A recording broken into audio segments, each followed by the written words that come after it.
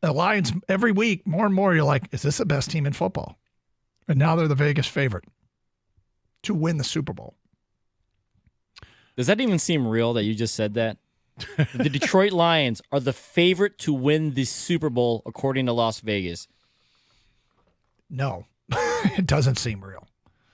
But then again, I watch these football games when they're playing a game like they played against the Texans. I'm watching the whole game going, well, they're not out of this. I think they can come back and win this game. And then they're playing games like they played yesterday, and I'm like, honestly, this is a little boring because I know they're going to win. And I know they're going to win big. Like, who's the next opponent? Start thinking about Indianapolis while we're in the beginning of the third quarter. It's completely unfamiliar. Khang, you pointed out, you went out, where'd you go? You went to like Meijer or something yesterday morning? Yeah, before the game yesterday, I had to go pick up some things, run some errands and things like that. Stopped at Meijer, stopped at another place. Dad stuff. Yes. Yep. And the amount of Lions gear you see now out there, and especially on a Sunday, everyone knows it's game day. I feel like I'm in a different state. This isn't where I grew up, and complete strangers are saying go Lions to each other.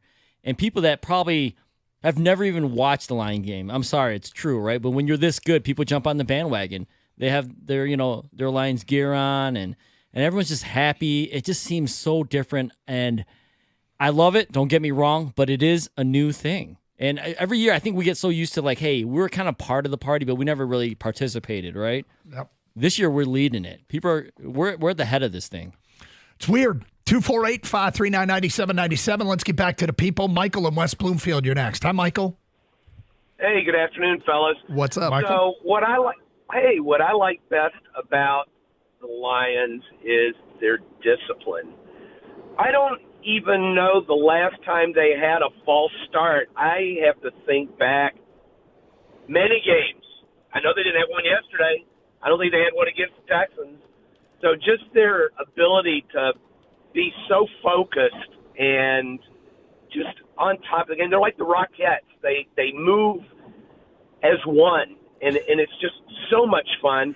And I'd like to champ the Detroit Lions team and the whole organization for really putting this product on the field. They bring in the whole city together. And, Khang, to your point, we stopped at this little pizzeria on Library for lunch before the game, and there were only four people in there that did not have on Lion gear were the four construction workers that came in wearing their safety apparel. And everybody was just talking to each other and chatting each other up, and it doesn't matter what side of the aisle you're on, everybody's all in for the Lions, and everybody's loving each other. So it's just fantastic.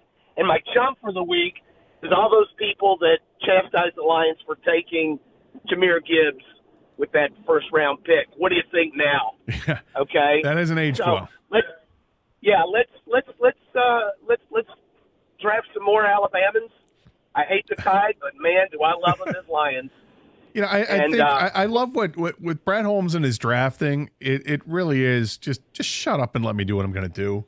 Don't come at me with hard and fast rules.